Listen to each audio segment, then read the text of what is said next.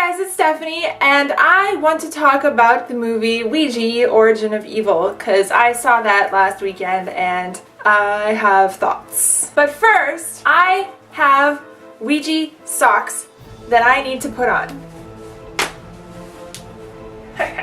Do you see how beautiful they are? Alright, now that I'm all set for this, I literally found those socks the day that I went to go see this movie and I was like, I have to buy these. It's like a sign.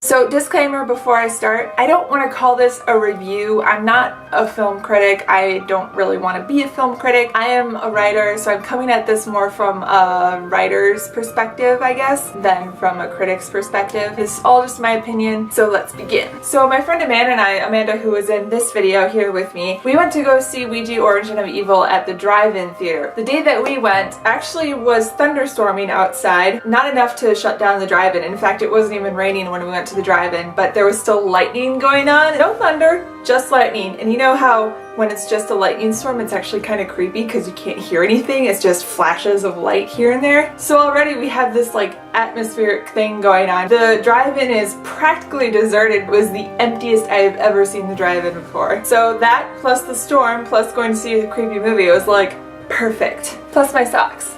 So, Ouija Origin of Evil. Now, from the trailer, I thought this was going to be an absolutely terrible movie. The trailers were just so over the top. It looked like every single horror cliche you could possibly think of was in this movie. The thing is they just piled like every exciting thing from the movie into the trailers. And even so, I don't think if I had seen the trailer ahead of time, I would have been scared by it. Obviously, horror movies don't scare me. It wasn't as bad as I was expecting. It could have been better. Obviously, it was not a perfect movie, and I can't even really say I liked it, but it wasn't awful. There was actually a somewhat unique story of this family who puts on kind of a show for people who want to contact their loved ones who have passed on. So the mother of this family pretends to be a medium. They have all these like little mechanics set up to kind of make it seem like she is actually contacting the dead. Now she has two girls. She has a teenage girl and then a younger girl. Now the teenage girl did a really good job. She was really good. The little girl, oh my god, she was so creepy. She did such a good job of balancing the I'm a cute little girl, I can't do anything wrong, with the I am a possessed child and you should fear me. So the older girl tells her mom about this Ouija game that she played with her friends, and her mom decides to try to integrate a Ouija board into her practice. And as soon as she brings it home, the youngest girl is immediately drawn to it and starts using it to try to contact their father who is deceased. And eventually she convinces her mother and her sister that she has actually contacted her dad. Now, the thing is with going to see it in the drive-in is that the blacks, you can't really see that well because the black is the color of the screen, and if people have their lights on behind you, which some jackass did, you can't see the blacks that well. I understand from watching Jeremy John's review of this movie that there were shadows moving around in the background. I didn't see them because I was at the drive-in. However, if I had seen them, I think that probably would have been the creepiest part of the movie for me. I always think shadows moving is really creepy, so I kind of do that a lot in Nethergate. But because I didn't get to see that, I didn't get to experience those creepy moments. There was one creepy moment that I did get to see because it was kind of backlit from a dark room that had a little bit of light spilling in from it. So there was this wall and there was like this shadow that was just like standing peeking around it, and the little girl was looking through the glass circle in the planchette, and you saw the shadow but you didn't register that it was a person until it moved, and it was so creepy. Now, complaints, of course.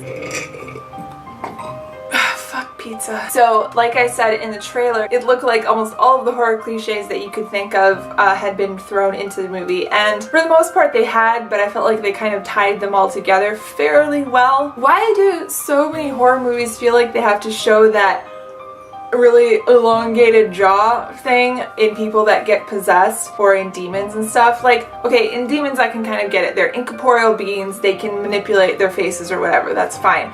But when humans do it, I hate it. I freaking hate it when they do it on human people because humans cannot do that. If they tried, they would dislocate their jaw or break it. You can't just pop it back into place without a lot of pain. So please stop showing humans doing that with their jaws. There's a point where you're stretching my believability beyond its limits, and that is one of them. Just stop it. And then, of course, the end of the movie just left so many questions. I hate it when horror movies do that, when they just like have an ending and you're just like, I have no idea what just happened. I don't understand. Did they defeat the demon, or did the demon possess this other girl, or like I just don't even know. Yeah, so not a fan of the ending for sure. Like I said, it wasn't as bad as I was expecting, but it definitely was not really that good. It could have been a lot better. So yeah.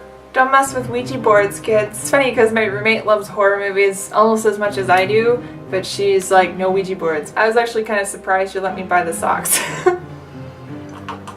Anyway, did you see Ouija Origin of Evil? What did you think about it? Let me know in the comments down below. And if you like this video, please hit that thumbs up button that's right down there. Also, please don't forget to subscribe for new videos every week, including new Creative Guzzle episodes every Friday. Stay excellent to each other and keep making awesome things. Bye!